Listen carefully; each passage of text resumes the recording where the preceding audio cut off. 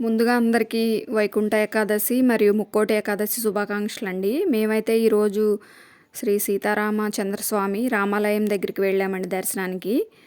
చాలా జరిగిందండి దగ్గర నుంచి దర్శనం. నిజంగా చాలా సంతోషంగా అనిపించిందండి. ఎందుకంటే హడావుడి లేకుండా ప్రశాంతంగా జరిగిందండి. మనకు కావాల్సింది అదే కదండి, ప్రశాంతత. తర్వాత అలా వెనక్కి రావి చెట్టు చుట్టూ తిరిగి ప్రదక్షిణాలు చేసుకుని గణపతికి నమస్కారం చేసుకున్నామండి.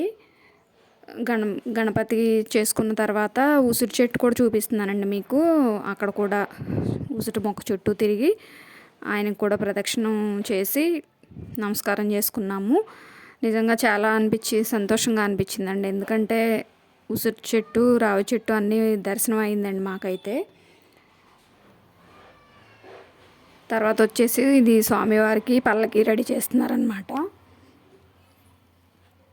అక్కడ నుంచి పులిహార ప్రసాదం తీసుకొని ఇంకా మేము ఇంటికైతే వచ్చేసామండి.